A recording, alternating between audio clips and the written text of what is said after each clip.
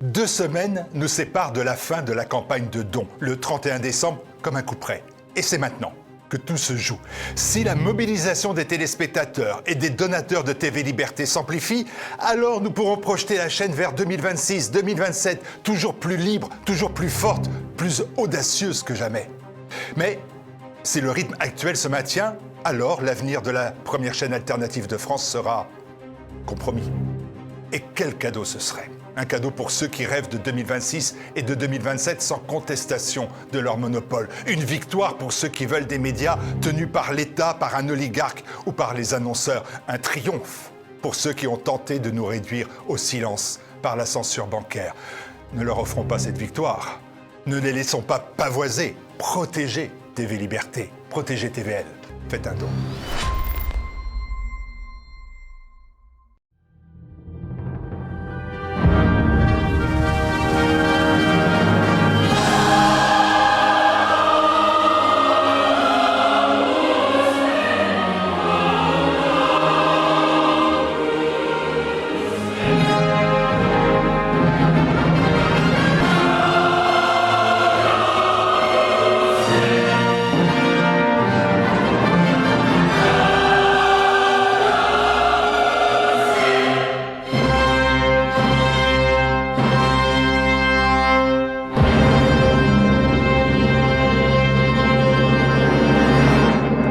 Bienvenue sur Terre de Mission, l'émission religieuse de TV Liberté, en ce dimanche 14 décembre, dimanche dit de Gao d'été. 3 séquences, tout d'abord avec Jeanne Smith, nous analyserons le voyage du pape qui a eu lieu en Turquie et au Liban du 27 novembre au 3 décembre. Ensuite, nous accueillerons Arabelle Comte, nouvelle présidente de l'association Famille et Liberté, qui a organisé le 15 novembre dernier un colloque tout à fait passionnant sur les questions de natalité. Et enfin, nous accueillerons Louis Guéry, nouveau directeur général de l'association SOS Calvaire.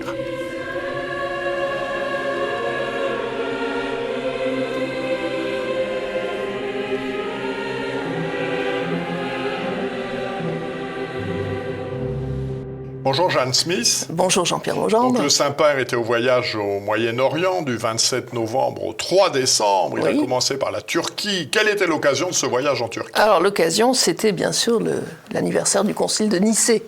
En 1700 ans de cet événement majeur pour l'Église qui a en réalité fixé la doctrine de l'Église sur la nature du Christ en insistant bien sur le fait que le Christ est vrai Dieu et vrai homme. Et à ce titre-là, c'est l'élément central de notre foi, peut-on dire.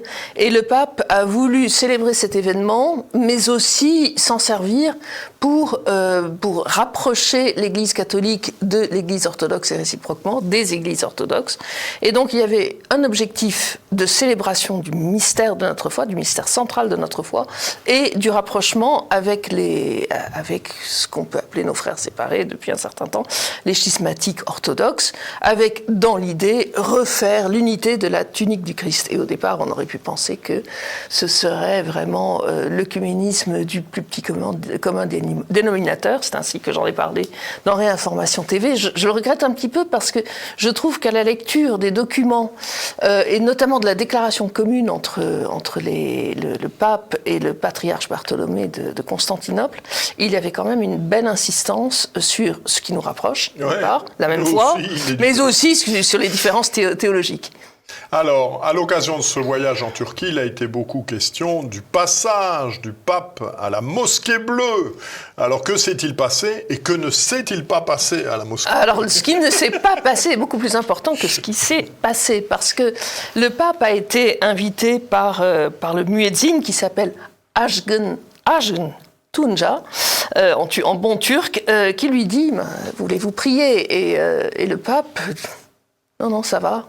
Très poliment, très gentiment à sa façon, il a dit non, et c'est une nouveauté. Alors il y avait eu la première nouveauté de la première visite de Jean-Paul II à une mosquée à Damas en Syrie en 2001, ça avait un peu fait scandale, mais aussi bien Jean-Paul II que Benoît XVI, dans ses visites, ont ostensiblement fait un acte de recueillement, de prière. François a joint ses mains pour prier. À Istanbul, donc, le muezzin lui dit « Ça n'est pas ma maison ni votre maison, c'est la maison d'Allah, voulez-vous prier ?» Et le pape, non. Il est entré, il a enlevé ses chaussures, ce qui est normal, par respect pour la culture locale, bien. Mais il a juste traversé la mosquée, Sultan Ahmed, magnifique. Il a admiré. À son retour, il y a eu quelques cafouillages de communication, mais il a bien été clair qu'il avait sans doute eu une pensée pour Dieu, ce qui n'est pas exclu dans la vie de tous les jours. Exactement, mais il n'a pas prié. Et ça, c'est vraiment un élément très important que tout le monde a remarqué, parce qu'il y a une rupture là avec ce qui se faisait ces dernières années. Et je pense que là, on peut vraiment s'interroger sur la suite que donnera le pape à ce pontificat. Alors justement, que nous dit ce voyage des idées que se fait le pape des relations de l'Église avec l'islam ? Alors, je pense elles ont pu paraître teintées de rose. Il faut quand même avoir à l'esprit il s'est donc rendu en Turquie, où il a dit que c'était un modèle de coexistence des religions, et là, ça fait pouffer de rire, sinon éclater en larmes, tous ceux qui ont le souvenir de l'abominable génocide des Arméniens. Et des persécutions qui existent encore. Nous recevrons la semaine prochaine Grégor Pupink. Oui. La situation des chrétiens en Turquie est catastrophique. Elle est très mauvaise, et moi qui ai vécu en Turquie, je peux vous dire que les chrétiens étaient vraiment des citoyens de seconde zone. Il y avait des emplois auxquels ils n'avaient pas accès. Il y avait un rejet social aussi de la part de certains musulmans. Et là, je pense qu'il faut prendre tout cela avec un petit grain de sel. Il faut bien se dire qu'il y avait deux aspects dans ce voyage. L'aspect voyage pastoral, qui a été très marqué, et l'aspect politique, l'aspect chef d'État, où là, le pape se trouve contraint par les circonstances. Il a dû il a dû aller décorer la tombe d'Atatürk, ce qui a choqué beaucoup certains, mais enfin, c'est le passage obligé, on n'y échappe pas. Qu'il ait parlé de ce modèle de coexistence est plus gênant, mais dans un autre sens, on peut se dire que on lui a préparé des fiches. Je ne sais pas s'il connaît extrêmement bien toute cette histoire. Et ce qui est certain, c'est que tant la Turquie que le Liban sont des pays traversés par des oppositions religieuses et qu'il y a peut-être eu un désir diplomatique d'arrondir les angles. Alors, après ce séjour en Turquie, le pape s'est rendu au Liban et il s'est en particulier beaucoup intéressé à la personne de Saint Charbel Maklouf. Alors, qui est ce Saint Charbel ? Alors, c'est un très grand saint qui n'a jamais rien dit et jamais rien écrit, comme l'a d'ailleurs souligné le pape Léon. Il a vécu au XIXe siècle, entré en religion, devenu prêtre, un homme qui a beaucoup évolué dans sa vie pour accueillir la grâce de Dieu, pour se dépouiller, pour atteindre la continence d'esprit et de cœur, sait-on de son histoire. Il a fini ermite, il était consulté par beaucoup de gens, il est toujours montré les yeux fermés, parce qu'on le voit comme quelqu'un qui pense à Dieu et pas au monde qui l'entoure. Il a été néanmoins de très bons conseils. Et puis, toujours les yeux fermés. Et un thaumaturge absolument extraordinaire de son vivant déjà. Il faisait des guérisons. Et aujourd'hui encore, Saint Charbel est prié. Et vraiment, c'est le saint du Liban. C'est celui que tous aiment au Liban. S'il y a énormément de communautés au Liban, depuis les musulmans jusqu'aux chrétiens de toute variété, tous reconnaissent en Saint Charbel quelqu'un à qui on peut aller se confier. C'est assez remarquable. Alors, quelles ont été les étapes majeures de ce passage au Liban ? Alors justement, la visite auprès devant le monument à Charbel, c'était un ermite, il vivait dans la pauvreté, il vivait dans le silence, et d'ailleurs le pape a eu des mots bouleversants à ce moment-là, demandant aux Libanais de pratiquer la prière, le silence, la modestie face au paraître, et la pauvreté face à l'amour des richesses. Il a vraiment donné un message spirituel face à un homme qui n'avait jamais rien dit et qu'il a montré en exemple. Et on a retrouvé un peu cela dans d'autres étapes du voyage, où il a insisté sur le fait que notre première école, c'est le Christ, notre seul maître, c'est le Christ, notre première école, c'est la croix, pardon. Et Il a donné une tonalité spirituelle centrée sur le Christ qui lui est bien particulière. Après, il y avait l'aspect visite d'État, parce qu'il est venu en chef d'État, où là, il y a eu des pourparlers insistant sur la paix, et notamment une rencontre avec le Hezbollah. Mais avec ce fait intéressant, l'Église ne va pas dans le sens du Hezbollah en disant oui, vous avez beaucoup souffert. Non, c'est déposer vos armes. Donc ça, c'est aussi plutôt positif. D'autres étapes de ce séjour au Liban? Alors, une autre étape encore, celle où il a visité les franciscaines de la Croix, qui ont un magnifique hôpital à Beyrouth, dans lequel sont recueillis les pauvres parmi les pauvres, ceux qui souffrent. Alors, une partie de la visite a été publique, mais une amie libanaise me dit que la partie la plus extraordinaire a été celle qui s'est réalisée hors micro, hors caméra, auprès des déficients génétiques, si on peut dire, qui, sous nos latitudes, auraient été certainement avortés, enfin éliminés avant la naissance, mais qui là sont recueillis. Ce sont des gens dont on peut dire, si quelqu'un vit en état quasi végétatif, ce sont eux. Ils sont là entourés d'amour et de soins, et le pape est passé parmi ces pauvres, parmi les pauvres, et ça aussi, je pense que c'est un message. Eh bien, merci beaucoup, Jeanne, de cette rétrospective, voilà, tout à fait dynamique et, je dirais, de nature à susciter notre enthousiasme. Merci Jean-Pierre. Jeanne. Merci.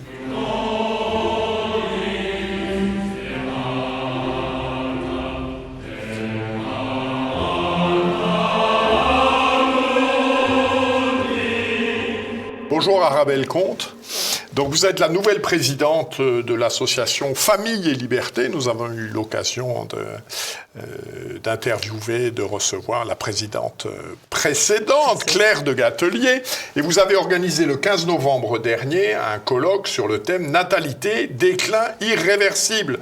Puisqu'en 2025, pour la première fois depuis 1942, il y a eu plus de naissances que de naissances dans ce pays. Alors il y a d'abord une conférence introductive de Gérard-François Dumont sur les enjeux politiques de la dénatalité. Alors, quelles sont les causes et les conséquences de la dénatalité dont le professeur Dumont nous dit qu'elle commence en France en 1974? Oui, absolument. D'abord, merci beaucoup, cher monsieur, de nous inviter et d'inviter Famille et Liberté. Effectivement, on a tenu un colloque et c'était déclin irréversible, point d'interrogation. C'est vrai. Je tiens à le souligner, nous n'avons pas perdu tout espoir. Alors effectivement, il faut commencer par se poser les questions des causes et c'est très intéressant parce que le colloque a permis de mettre en lumière 3 causes, dont 2 immatérielles, et qui ne sont pas les moindres. La première, évidemment, des causes, c'est la cause matérielle. C'est tout ce qui relève de l'économie. Les couples aujourd'hui qui veulent avoir un enfant ou qui ont déjà un enfant qui en veulent un deuxième ne peuvent plus se le permettre. Et évidemment, ça c'est absolument fondamental. Donc qu'est-ce que c'est les causes économiques? C'est le coût du logement absolument exorbitant. C'est le coût de l'éducation et du mode de garde des enfants. C'est la crise économique, le chômage. C'est l'appauvrissement de la politique familiale. Voilà. Et donc, vous citiez la date de 1974. Effectivement, c'est la date de ce que les démographes appellent le premier hiver démographique. Si on regarde la courbe de la dénatalité, des naissances, on voit 2 grands moments de baisse très prononcés. Et donc, la première, c'est effectivement celle-là. C'est évidemment la fin des 30 Glorieuses. Mais c'est le début aussi d'une politique familiale qui commence à prendre la place ou à ressembler de plus en plus à une politique sociale de redistribution des revenus. Bon. Et ça amoindrit considérablement l'impact de tout le soutien qu'un gouvernement peut donner à la natalité, que ce soit les allocations familiales, que ce soit le quotient familial. Voilà. Bon, au même moment, il faut quand même aussi signaler, au milieu des années 70, il y a eu la légalisation de l'avortement. Qu'on soit pour ou contre, c'est un fait. Ça a forcément pesé sur les natalités, sur la natalité, pardon. Donc ça, c'est la première cause essentielle. Les deux autres causes, donc je disais, sont immatérielles, elles sont plus dans le mental, et c'est pour ça que c'est très difficile d'agir pour redresser la natalité, mais c'est faisable. C'est ce qu'on porte comme message. Alors, il y a dans les causes mentales, si je peux dire, psychologiques, il y a quand même tout un tas d'idéologies aujourd'hui qui pèsent, et notamment sur les jeunes filles. Vous avez par exemple ce féminisme qui est exacerbé, agressif et ridicule, qui consiste à dire aux jeunes filles que la maternité est un reliquat du système patriarcal oppressif auquel il ne faut pas qu'elles se soumettent. Bon, il y a cette idéologie de l'écologie, là aussi encore excessive et mortifère, qui consisterait à dire il faut sauver la planète, il faut arrêter de faire des enfants parce que ça pollue la planète. Bon. Et ces deux causes qui, nous paraissent absurdes, néanmoins pèsent terriblement sur le mental des jeunes filles et des jeunes hommes. Voilà. Ensuite, il y a une autre cause, enfin la dernière cause que nous avons pu identifier pendant ce colloque, on va dire c'est un climat général que tout le monde peut ressentir aujourd'hui, si vous voulez, de découragement devant l'ampleur des problèmes. Il y a une sorte de crise économique qui n'en finit plus. Hein, on a dit tout à l'heure la première avait démarré en 1974. Mais moi, depuis, c'est ma génération, j'ai l'impression qu'on est en crise économique maintenant depuis 50 ans. Mais ce n'est pas qu'un sentiment, c'est que véritablement, il y a un appauvrissement économique qui joue sur le moral. On a dit tout à l'heure qu'il jouait évidemment sur les revenus des gens, mais qui joue sur le moral. Il y a un appauvrissement, il y a une perte d'identité culturelle, il y a ce sentiment d'insécurité, il y a un sentiment d'une civilisation qui se cherche. Et last but not least, enfin ça c'est très récent, il y a ces rumeurs de guerre, de bruit de bottes. Bon, alors tout ça fait que, évidemment, ça ne donne pas envie à beaucoup de jeunes générations de faire des enfants. Alors, on a également abordé, lors de ce colloque, les expériences de l'Italie et de la Hongrie. Oui. Qu'en est-il ressorti ? Alors, on peut déjà parler de la Hongrie. On va commencer par la Hongrie parce qu'elle a démarré en 2010. Donc, on peut commencer à avoir un bilan, et le bilan est très positif. Ça, c'est une très bonne nouvelle. C'est que le taux de natalité est passé de 1,25 en 2010 à 1,60 en 2020. Bon. Le Covid a mis un petit arrêt, mais on peut voir qu'en 15 ans, on peut obtenir des résultats. Alors 15 ans, c'est long, mais en fait, c'est pas si long, c'est subjectif. Mais donc, ils ont une politique extrêmement volontariste en politique familiale. Enfin, ça nous fait rêver. Hein. Il y a par exemple un aide à l'accès au logement pour les jeunes. Si vous vous engagez à avoir un enfant, vous avez en plus une prime, par exemple, de 30 000 €. Le double si vous vous engagez à avoir 2 enfants. C'est pas rien. Il y a des aides pour avoir des voitures plus grandes. Et alors, je vous disais que là, le Covid avait un petit peu mis un stop. Donc, le gouvernement de Viktor Orban en remet une couche, si vous me passez l'expression, et notamment avec une mesure un petit peu spectaculaire, qui est l'exemption à vie d'impôt sur le revenu des femmes à partir de 2 enfants en 2026. Aujourd'hui, c'était 3 enfants. Là, on passe dès le 2e enfant, exonérable. Bon, il y a une autre mesure qui est très intéressante en Hongrie, c'est la bonification de la retraite des grands-parents qui s'occuperaient de leurs petits-enfants. Il y a le congé parental qui est à 70% du salaire, hein, alors qu'en France, c'est 450 €, 480 €. Donc, ils ont une politique incroyablement volontariste sur le plan économique. Mais malgré également, ça, on n'arrive pas au 2,1 qui assure le remplacement. Je suis sûr qu'ils vont atteindre. Parce qu'en plus, ils touchent aussi à l'élément immatériel dont je vous parlais tout à l'heure, c'est qu'il y a un vrai discours, une vraie culture, une vraie promotion de la famille. Voilà, c'est dans la Constitution, c'est dans des... Voilà, il y a une ambiance, voilà. Et puis, pour toucher un sujet un petit peu délicat, mais il est d'autant plus volontariste qu'Orban a dit « je ne comblerai pas le déficit de natalité avec l'immigration hein, », comme la nouvelle première ministre japonaise. Il y a une vraie volonté, voilà. Et en Italie ? Alors, en Italie, c'est plus récent, puisque ça date de Meloni, hein, qui est arrivée, je crois, il y a 3 ans, ou quelque chose comme ça, mais qui porte le même discours, déjà, promouvant la famille, hein, et qui a commencé... Donc, alors, la situation est encore plus grave. Hein, c'est un des pays dont la situation est le plus grave en Europe. Hein, ils sont à 1,1. Donc, elle utilise une grande partie de l'argent donné par Bruxelles dans le plan de relance pour la politique familiale, avec construction de crèches, renforcement de crèches, des allocations pour les enfants, une prime de naissance, des allègements fiscaux. Alors, je me permets de faire un petit arrêt sur l'Italie aussi, sur un petit point, qui est l'Italie est le pays dans lequel il y a le plus de mères au foyer, enfin de femmes au foyer. Voilà. C'est caractéristique qui partagent avec le Japon. C'est là où il y a le plus de femmes, donc le moins de femmes qui travaillent. Et donc, et c'est deux pays qui ont les taux de natalité les plus bas. Le Japon, c'est encore plus critique. Et donc, c'est intéressant à noter, parce que je ne l'ai pas cité dans les causes, parce que justement, ce n'est pas une cause. On l'a abordé au moment du colloque, on pourrait penser que le fait que les femmes travaillent, finalement, freine la natalité. Eh bien non, ces deux pays nous montrent l'inverse. Voilà. Donc l'Italie fait... Voilà. Alors l'Italie, pour le moment, on ne peut pas dire, voilà, ils sont passés de 1 à 1, 2, 1, 3, parce qu'il faut faire bouger, encore une fois, c'est pas qu'une question de portefeuille, ça l'est, mais aussi redonner confiance, redonner l'espoir, rebâtir, etc.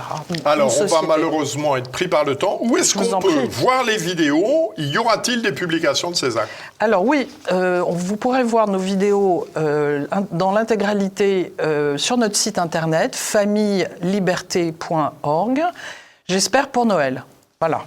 Et puis, nous ferons un résumé de 4 pages qui sera adressé à nos donateurs, que je me ferai un plaisir, et qui sera aussi disponible sur notre site. Voilà, pour ceux qui n'ont pas le temps de regarder le colloque en intégralité. Merci beaucoup. Donc, je renvoie nos téléspectateurs à ce colloque. C'était tout à fait passionnant. Merci beaucoup. Merci beaucoup. Merci.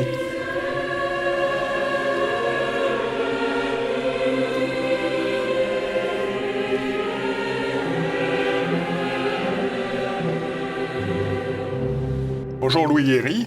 Bonjour Jean-Pierre Mougendre. Donc vous êtes le nouveau directeur général de l'association SOS Calvaire, que nous avons déjà reçu sur ce plateau. Alors nous sommes en fin d'année, quel bilan dressez-vous de l'année passée ? Alors, l'année passée a commencé un petit peu plus tôt que prévu, non pas le 1er janvier 2025, mais le 15 décembre 2024. Puisque c'est à cette date-là que, comme vous le savez, le pape a été reçu à Ajaccio, en Corse, et le diocèse d'Ajaccio a sollicité l'association. C'était inédit, c'est un peu hors du commun pour nous, mais a sollicité l'association pour fabriquer le mobilier liturgique de la messe du pape François, le dernier voyage apostolique du pape. Donc c'était un moment très important pour nos bénévoles, puisque on a l'habitude de restaurer les calvaires dans les campagnes de nos villages, mais là c'était un moment très particulier qui a mis la lumière sur notre association. Ça c'est le démarrage de l'année qui a démarré comme ça. L'association, l'année 2025, l'effet marquant, ça a été aussi le jubilé de Sainte-Anne-d'Auray, où l'association SOS Calvaire a érigé un calvaire au foyer Saint-Jean-Paul II à Auray à l'occasion des 400 ans du jubilé, où était présent le cardinal Sarah. Donc ça, c'est au moment du 26 juillet. Exactement, le 26 juillet dernier. Voilà, un des faits marquants de l'association aussi cette année, évidemment, c'est le départ d'Alexandre Caillé, directeur de l'association, qui après 3 ans de bons et loyaux services, a rendu sa fonction au mois d'octobre dernier. Et donc, pour faire le bilan de cette année, c'est à peu près 300 calvaires qui ont été restaurés. C'est à peu près 4000 bénévoles de l'association qui se sont retroussés les manches le samedi matin autour des calvaires de leur campagne pour aller les restaurer, les entretenir et les ériger de nouveau. Alors, qui s'adresse à vous pour l'érection de ces calvaires? Et puis la question est d'actualité. Comment gérer la laïcité quand on érige des calvaires? Oui. Alors, la laïcité, c'est très simple. En fait, nous, on est une association de restauration du patrimoine. Donc, à ce titre, on restaure le patrimoine. Et le patrimoine, comme vous le savez, en France, il est principalement chrétien, quoi qu'on en dise. Et donc, les calvaires, c'est avant tout des calvaires qui ont une symbolique spirituelle évidente et chrétienne. mais c'est notre patrimoine et c'est des vieilles pierres et c'est à ce titre qu'on les restaure. Donc la laïcité se gère très bien auprès de ceux à qui on s'adresse, à savoir les mairies principalement, qui sont les propriétaires, les premiers propriétaires des calvaires de France, qui ont obligation de restaurer leur patrimoine comme elles ont l'obligation de restaurer leurs églises. Et donc les mairies s'adressent à nous, c'est de l'ordre de 10 par semaine, qui nous appellent, qui nous sollicitent pour aller restaurer tel ou tel calvaire, aider au financement ou restaurer de nos mains leur propre calvaire. Alors, est-ce que je résume bien si je dis, vous avez le droit de restaurer un calvaire qui est sur le domaine public, mais vous n'avez pas le droit d'en ériger un nouveau? Exactement. Les seuls calvaires qu'on a le droit d'ériger, qui font en fait le patrimoine de demain, et c'est pour ça qu'on les érige, c'est parce que le patrimoine est avant tout quelque chose de vivant. Les calvaires qu'on érige, on le fait à la demande des propriétaires privés, qui ont le droit, qui ont toutes les autorisations pour ériger un calvaire. Les règles de l'urbanisme indiquent que tant que l'emprise est de moins de 5 mètres carrés au sol, eh bien, on a la possibilité d'ériger un calvaire sur son terrain. Alors, vous m'avez parlé d'un nouveau chantier pour cette année qui vient. Ouais. Quel est-il? C'est une information inédite que je vais vous soumettre là, aujourd'hui, Jean-Pierre Maugendre. En fait, on est de plus en plus sollicité par les mairies pour restaurer donc leurs calvaires et notamment les Christ qui sont sur les croix de ces calvaires. Et ces Christ-là, quand ils tombent de toute leur hauteur, ils se cassent, c'est de la fonte. Et la fonte, comme elle était fabriquée au 19e siècle, elle se casse en plusieurs morceaux, en plein de morceaux, si bien qu'elle est très difficile à restaurer. Donc on travaille avec des artisans amis qui savent soudre, faire de la soudure sur fonte, mais c'est très complexe. Et donc on a travaillé avec un fondeur d'art qui a réappris le métier. Et donc 100 ans après les dernières productions de Christ en fonte, j'ai la joie de vous annoncer que nous allons restaurer cette production en France, inédite, donc grâce aux sollicitations des mairies qui sont de plus en plus nombreuses. Donc on a travaillé avec un fondeur d'art pour faire des prototypes, pour lui réapprendre avec lui à fondre des Christ, parce que c'est une technique qui est évidemment tout à fait particulière. Donc ça fait 100 ans que ça ne se fait plus. Est-ce que effectivement, ça fait 100 ans qu'on n'érige plus de calvaire, depuis précisément la loi de 1905, et donc c'est pas un marché de fabriquer des Christ en fonte, plus personne, aucune entreprise ne miserait sur ce marché-là pour vivre jusqu'à présent. Et donc plus personne ne sait le faire en réalité. Alors, au-delà de ces deux projets, enfin, c'est plus des projets, ces réalisations en Corse, à Sainte-Anne-d'Auray, y a-t-il d'autres événements en 2025 qui vous paraissent devoir être soulignés? Et avez-vous des projets emblématiques pour 2026? Oui. Alors, les autres projets pour 2025, en 2025, en fait, chaque bénévole les a en mémoire, puisque, comme je vous dis, c'est près de 300 calvaires que nous avons restaurés cette année. Si on devait en retenir quelques-uns avec celui de Sainte-Anne-d'Auray, c'est évidemment un chemin de croix très important qu'on est en train de réaliser à l'abbaye de Fontcombault, une restauration d'un chemin de croix entier. Donc il est où ce chemin de croix dans l'abbaye? Il est sur la colline qui jouxte l'abbaye de l'autre côté de la rivière. En face. Voilà, c'est ça. Où il y avait un ermite. Exactement. Et donc ce chemin de croix, il existait et il était en très mauvais état. Et donc nos bénévoles, tous les 2 mois, vont niveler la colline, défricher et puis terrasser et ensuite reconstruire ce chemin de croix. Donc ça, c'est un chantier qui a démarré et qui va se poursuivre pour l'année 2026. Comme autre chantier, nous avons un projet dans le massif de La Salette de restauration d'un très beau d'un calvaire aussi. Nous avons l'érection d'un calvaire à l'abbaye d'Ollenberg en Alsace et encore plein d'autres projets à venir. J'ai été sollicité tout récemment pour une très belle restauration à faire sur un calvaire emblématique, témoin d'un miracle en 1826, et donc à l'occasion de ces 200 ans de ce miracle du côté de Poitiers, à Migny-Auxances. Ah oui, eh bien, exactement. Nous avons été sollicités pour restaurer ce magnifique calvaire emblématique. Alors, comment s'adresser à vous? Comment vous aider? Alors, c'est très simple. Donc, nous sommes une association à but non lucratif et comme vous le savez, nous sommes en capacité de récolter des dons et de pouvoir les défiscaliser aux conditions habituelles. Donc, évidemment, c'est le premier soutien qui est financier, dont on a besoin. Mais les autres soutiens qu'on peut évidemment nous proposer, c'est celui des bras.